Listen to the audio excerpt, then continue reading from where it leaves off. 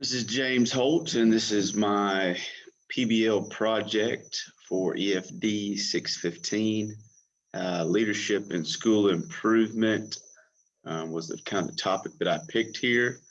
The question that I wanted to kind of solve or ask or dive into deep is the principal the most vital role of promoting school improvement?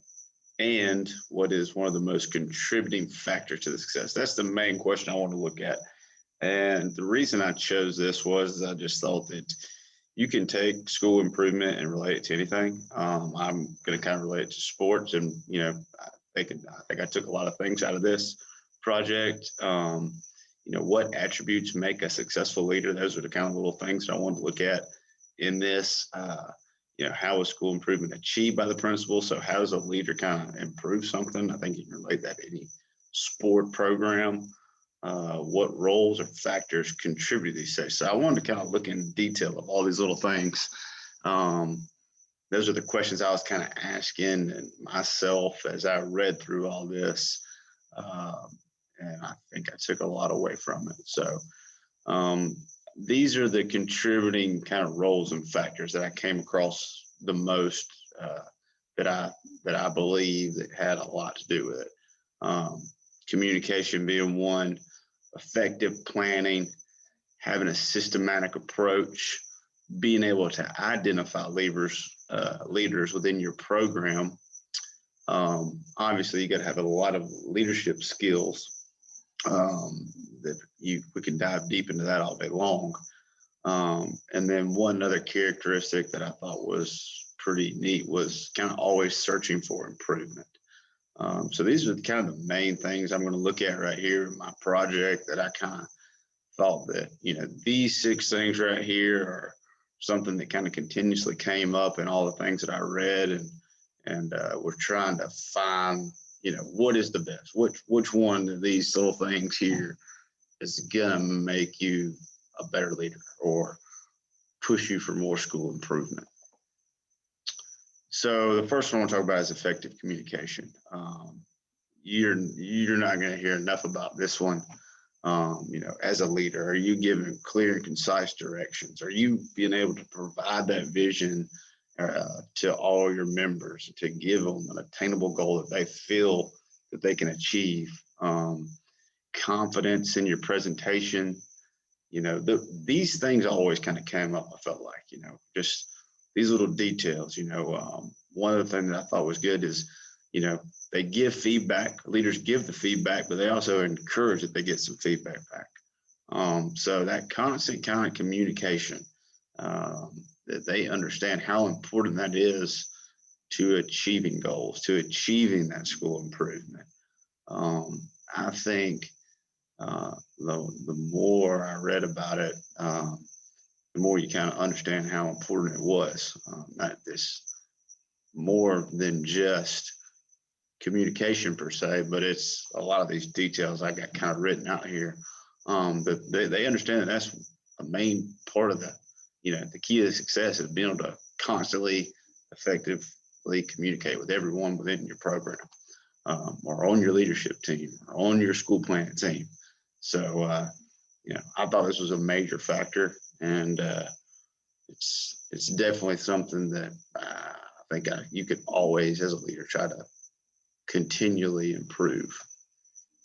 The next was effective planning, saying that a lot of leaders, especially when you're talking about school improvement, that they didn't know how to effectively plan. They didn't know how to develop a plan.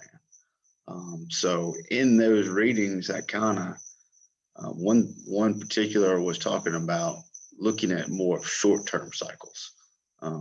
So kind of modifying your plan in a short-term cycle where you say, all right, hey, here's a goal. Let's take this goal right here that we're going to try to achieve in school improvement. Let's just say it's attendance. And we want to, increase our school attendance by 5% throughout the school body. And look at that, not over the semester, but let's look at that in the first 6 to 8 weeks of school. Are we achieving it? If we're not, then let's find some modification there. So not only knowing how to plan, but how to continually kind of develop those plans and how to be engaged in that plan. I think that was something that, you know, people get in a leadership role and then they don't know, okay, there's more to it than I thought, that they didn't, maybe been trained in this specific thing, particularly, or know how to effectively do it, how to know how to do it. So thought it was a really key finding for me, what can you learn from other people to be an effective planner? This one kind of goes hand in hand with effective planning, but a little bit more of a different approach. I think this is having you a systematic approach. So knowing that you're going to do X, Y, and Z, or you're going to do A, B, C, you're going to want 1, 2, 3, 4, 5, 6, whatever it is that you catch, reading that you you're going to do these particular things in this systematic order that's going to achieve the certain things that you want to achieve. I think that goes with effective planning first. Then once you have that effective plan, you'll be able to put in a systematic approach. And when you do that, you're looking at all factors, looking at different angles.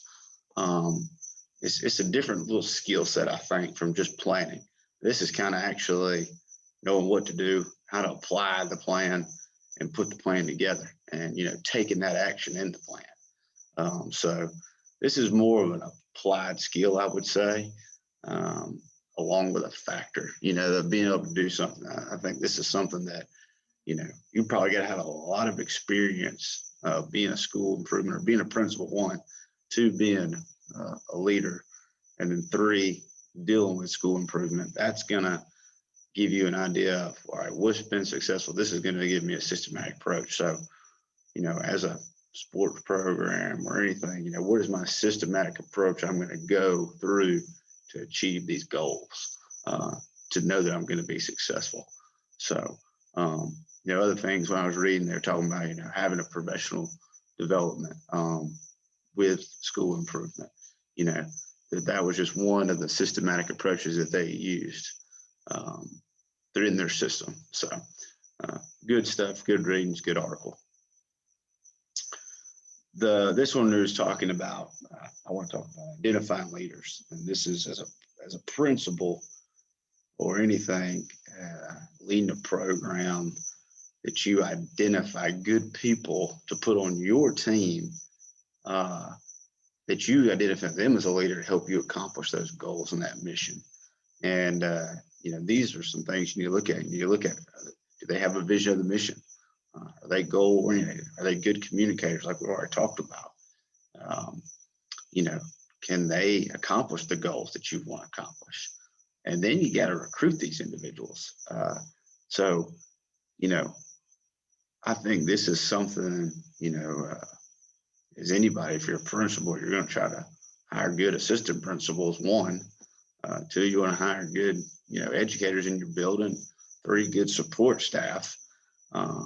That kind of goes hand in hand with, once you do those 3 things, now you got to start identifying your leaders in that. There got to be people that are going to help you improve the school. They got to be motivated, that just want to do that, and then making them little leaders of different teams or different tasks. 1, could be attendance. 1 could be, or we're improving standardized testing. 3 could be behavior, whatever it is of that school improvement. But that's what we're talking about. Hey, are you identifying a leader? Let's put them in charge of something. Let's get that support to help me as a principal to accomplish these goals. So very, very good there. Then leadership skills. You could talk on and on and on and on about these. Obviously, 1 is communication, but that, principals that were successful had quality leadership skills in many areas. They could build the relationships with their support staff, with students, with stakeholders. They could provide that clear direction and vision. They were good communicators. They were great at decision making. They were great at problem solving. They could utilize data and resources. They could read it and turn that into decision making. They would develop plans and collaborate with their colleagues. just using their skills as a leader to basically promote the school improvement plan, um, and accomplish it. I thought that was something, I wanted to look at it. All right, well, what's a specific, give me something specific that they're doing that's different, everybody, if you want to relate to sports, like, what is Alabama doing different than everybody else? I don't know there's something they're doing different. Maybe their leadership skills as a whole, or maybe their systematic approach of a whole, something is better. So that's kind of when I changed my thinking on something. What, it's maybe not just one thing, maybe it's a list of things. So I don't want to dive in too early of my summary, but um, leadership skills as a whole, developing them, sharpening them, that was making them a great leader. Not one particular thing. The last here is searching for improvement. It said that some of the best principals, they were constantly seeking improvement, constantly trying to improve the plan, constantly tweaking it, looking for new ideas, looking for new instruction, looking for new data. Whatever it was, they were trying to find that 1%, edge or difference that would help them be better. And, that they would have regular meetings to discuss this with their team. They were always evaluating it with their team. They were, just kind of in that relentless pursuit to improve. They were never satisfied.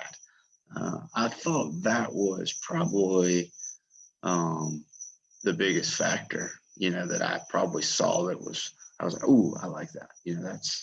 That's different. That's probably something as a leader that probably sets you out a little bit different from anybody else. That I'm always searching to improve is going to make me maybe that 1% better than somebody else, or it's going to push my school over the top. So I thought that as a factor by itself was very good. So go kind of backing back up to the question, is the principal the most vital role of promoting the improvement, school improvement? What is the one, most contributing factor to success? So I kind of broke down 2 categories here, looking at the principal side of it, looking at the factor side of it. The principal side that, being an effective leader, that relentless pursuit, and being a good communicator. I thought those 3 things stood out the most. One, you got to have great communication skills. The relentless, pursuit to change or do different, and the leadership skills. I think those 3 things were kind of, as a role of a principal, those set you apart a little bit different than anybody else. And then the factors, I kind of looked at that side.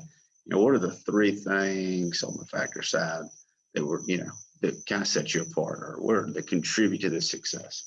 Having a systematic approach, having a real plan and developing that plan. Then looking at the constant planning and development. I thought that was the second thing. You got a plan, and you're constantly looking at the plan and developing the plan. And then the third thing is recruiting the leaders to your SIP team. So, like I said, there's many factors. There's many different things you can look at it both ways. That was kind of what I came up with after reading everything and studying everything. I really enjoyed this, like I said, because you could tie it to anything.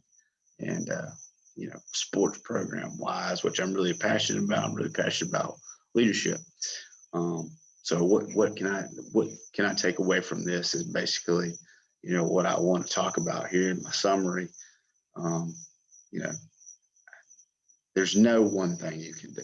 I don't think there's anything you can do that's going to set you apart to make you different. I think the constantly searching thing is something maybe that might set you a little bit apart.